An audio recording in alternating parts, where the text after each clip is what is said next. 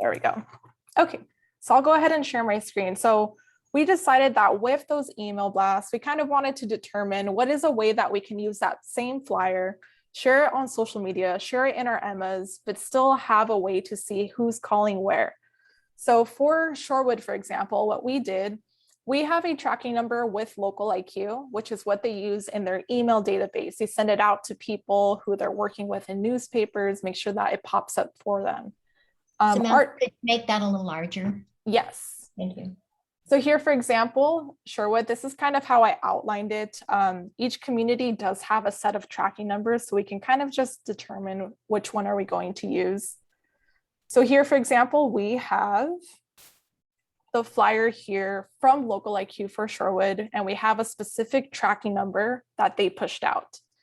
We also use the same flyer here for Facebook, but for Facebook, we used a different tracking number. So we wanted to determine if we were to boost this on Facebook, have some type of paid promotion, and have LocalIQ push this out, which one would be a better return for our investment? And of course, this is going to fluctuate for each community. Some people can get a much better reach from LocalIQ. Others, they could just have a better reach on Facebook, depending on where we're sharing it in their local area, how their demographic may be. So through G5 Analytics, of course, we're able to listen into any calls that come in. We're also able to see specifically which tracking number are people calling from. So let me go ahead and close these out. So from G5 Analytics, I hope each of you have access to this. If you do not have access, just feel free to reach out to me and I could happily get you set up, walk you through this. So I'm going to go ahead and let's go to Shorewood right now. I'm sorry to ask again, could you make this one bigger too? Yes. Okay, thank you. Okay, so as Shorewood here has loaded, it goes over how are people inquiring to this business. The first thing we're going to see here is that for Shorewood specifically, people tend to be reaching out more through the Google listing followed by the website. So it's very natural for people in that area to find them this way. So I'm going to go ahead over here and click on the call scoring calls report. I'll zoom out so you can see what it looks like big scope, and then I will zoom back in. So from this report, I've been encouraging the administrators, marketing team members, everybody to have access to this so they can reference it. But I wanted to show everybody a way to see with those tracking numbers, how many are we getting from LocalIQ? Because again, that flyer, it's shared through LocalIQ as an email, but when people click it, they're redirected to the website. So if people call in through that, it's going to show that they're calling in through the website. However, something really helpful now that we have with G5 is this feature here called qualified intent call tracking. So what this does, anybody who calls in, there is an automated system in place that listens to all of those calls, and it's going to determine keywords such as I'm interested in a move-in, I would like to schedule a tour, looking for a place for mom and dad. Can you give me some estimates on pricing? And it's going to determine if that could be a potential qualified call. So what we did for Shorewood, we can take a look over here how this is broken down. So here it says the source of how people are calling, but we're also able to see that label for LocalIQ or for Facebook now. So I'm going to go ahead here underneath filters. And I'm going to extend this to 3 months because I think that's about how long we've been running this with LocalIQ. And then underneath source medium, what each of you could do now, once we have that tracking number up for you for flyers specifically for Facebook, we can go ahead and type Facebook here. I'll give that a couple of seconds to load. I can select Facebook, and then I could also select LocalIQ email campaign. So from this, I'm going to go ahead and click run. That's going to be located on the right-hand side and click run. And then I will close out this filter. So we did this to kind of see like, okay, how many calls did we get that came in through here? And here we can see we've gotten quite a good amount coming in through Facebook. The ones that say LocalIQ were us calling the number to make sure that it was working. So it seems like people here were more so going to the website and calling in through the website to tell if they wanted to reach out to us. But you'll notice here on the right-hand side, the majority of the calls were about 30 seconds, 40 seconds, and none of these calls were classified as a qualified call. So it could have been somebody calling, just inquiring about it briefly, or it could be a family member who wanted to call in, ask a quick question. So what I'm going to show you now, I'm going to go ahead and go back to the filters. And I am going to go ahead and remove these two. And I'm going to ask this to show us all of the calls that were considered qualified. And I'm going to run this report. So now this is going to show us each tracking number that we have, all of the ones that we have listed, but specifically which ones did they consider a qualified call. So from here, we can see for the past 3 months, a lot of the calls were coming in through Google organically, which means it wasn't with paid advertisement because we don't have any with Shorewood. And a lot of them were not from the website either. So that kind of gave us an idea of, okay, maybe we have these email blasts for some time, but it doesn't seem that the majority of our leads are coming from the website, because it's a great way to get momentum and exposure for your website. But for Shorewood specifically, we could see that it might not be in their best interest to continue having that if they notice that when people call, they're like, oh, I found you from Google, I'm from California. Their leads are just kind of a little bit different. So I wanted to show this to everybody, so that maybe you could have something in place like this if you're also working with LocalIQ to determine where the majority of your leads are coming from. Are there any questions? I could also play a call right now so you can see how that qualified call works. Would you like me to do that? Sure. Okay, let me go ahead and select one. I'm gonna unplug my headphones so we can all listen to this.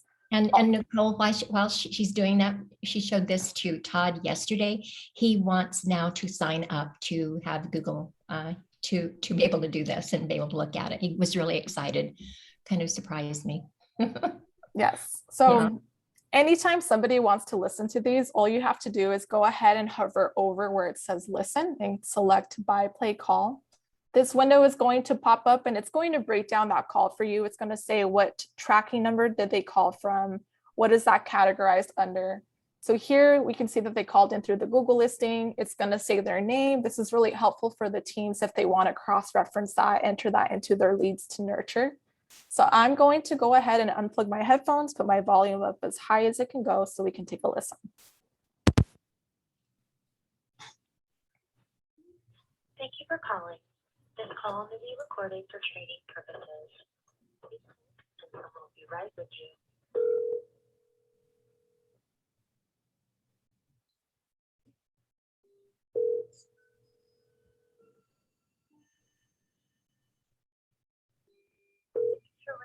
This is Andrea.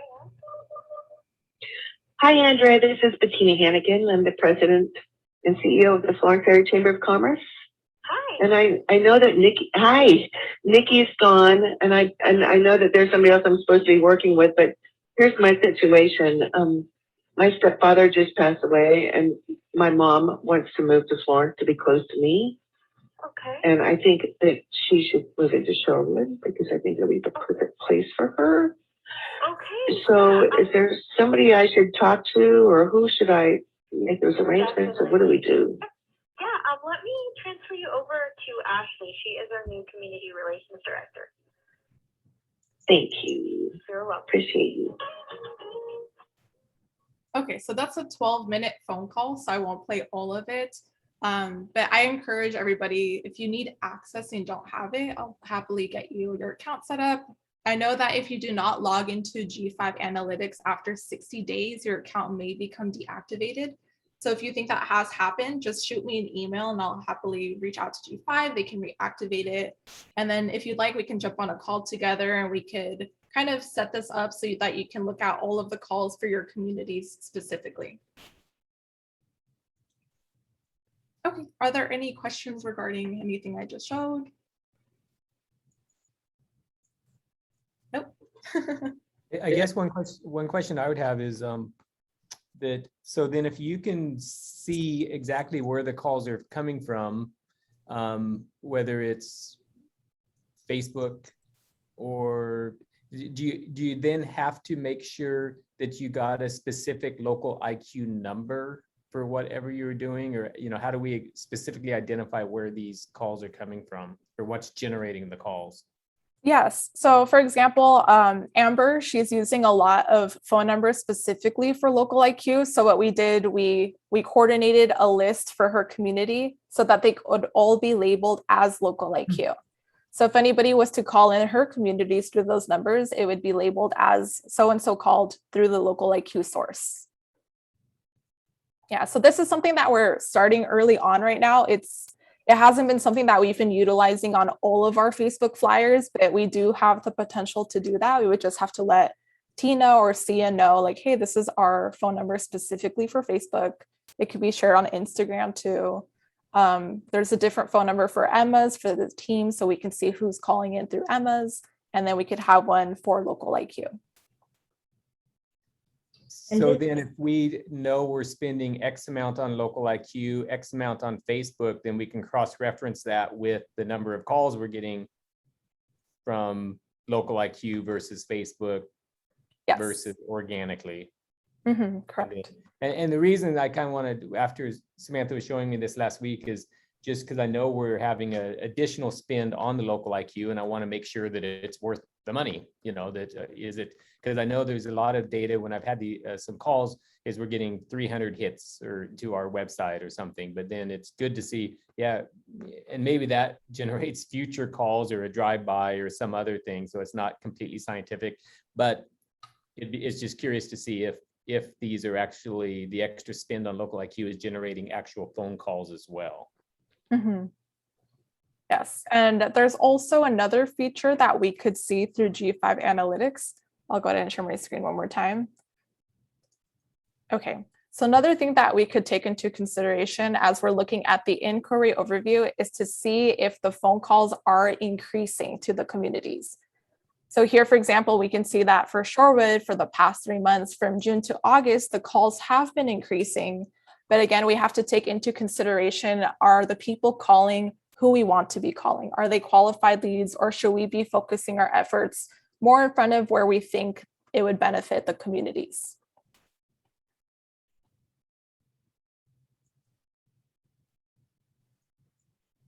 Okay, so that was everything for G5. I'm working right now with Amanda so that I can get her tracking numbers for her community. So if anybody else wants some specifically, just let me know in an email and I can organize those for you. And kind of like give you the example of how we did it for Shorewood, so you can pass that information along to your graphic designer too. And so those tracking numbers are part of the new website design. That you have 10 of them. It doesn't cost you any more to use any of them, so they're just available to you, which is good to know too. And also the intent calling was with the design of the new website too. That's new for us, which is really great. I knew they've been working on that for a while, so it's nice to see it. And one more thing, if anyone ever has a billboard somewhere, there's also a phone number specifically for billboards. So if you wanted to see if people are calling from that one, I can give you that one as well for your communities. Amber, I see you have your hand up. I just wanted to offer up that I've been, when with G5 and with local IQ, I created a digital spreadsheet that I keep track of all of the spend every month, the clicks, impressions, conversions, all of that I send to Compass and Longview once a month. So I could offer that up if you want to start tracking your own in that spreadsheet, because it gives you a real, and then what it does is it tracks all of the data, but then you go into Yardi and then you can see what the actual conversions are and then compare if they're actually converting. So it's been useful for me. I can send that out. That's great. Thanks, Amber. Can you send that to me? I'd love to take a look at that. It's in a remodel stage, but you'll get the gist. So okay. So Samantha, could you share that you're just doing an experiment on the digital strategies with the IL teams that you will be teaching later? Oh yeah, I could touch base on that. So I've been asked to kind of incorporate a type of digital strategy along with the independent living community's Q4 marketing plan. So the way that I'm hoping to do this is once they have their quarterly marketing plan set up, what they want to do for October, November, December, I want to work with them so that we can kind of have a pre-scheduled social media posting for Facebook, for Instagram, for Emma, and kind of keep track. So what are you intentionally marketing? What do you want to write out? What do you want to highlight? What do you want to redirect to your website? So it's really interesting as people are starting to give ideas, but I'm hoping to have that at least all mapped out on a calendar. So that way they can kind of pre-schedule that. They don't have to worry about reaching a quota each month. That way they can just sit there and spend their efforts calling people or actually having that one-on-one, but still checking on social media once it's up. And it's in a pilot practice right now, so we'll let you know. Mhm. Thanks.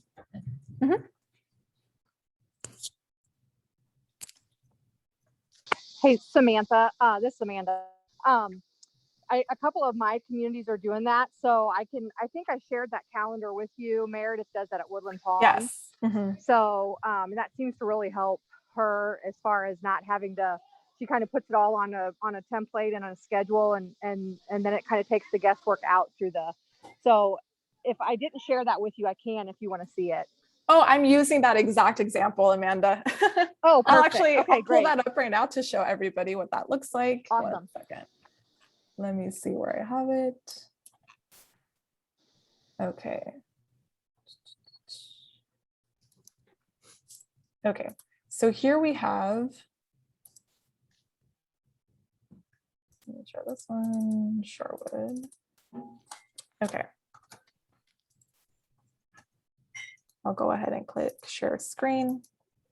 Okay, so this is kind of the way I'm combining some examples of when Amber worked with Sage Age and then what Meredith is doing at Woodland Palms. So over here, this is kind of the format that I was hoping that whatever the teams have in their quarterly marketing plan, I want to help them to kind of condense that into a couple of sentences, maybe know what they want to promote on social media. The example here is for Maple Ridge. So for independent living, it's going to be much different because they're promoting different things.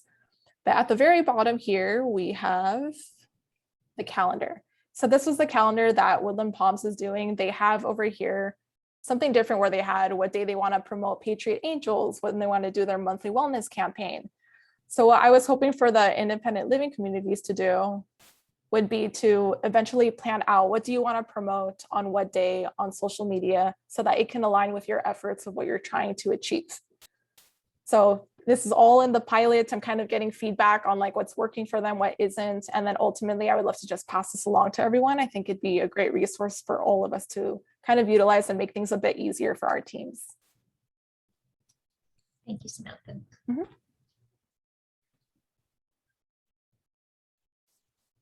Okay, Jean, Dennis, you have any more feedback? Did I cover everything we wanted to discuss? No, I think that's very good. And I guess while we have all the brain trust here, anything going on, anything we need to share?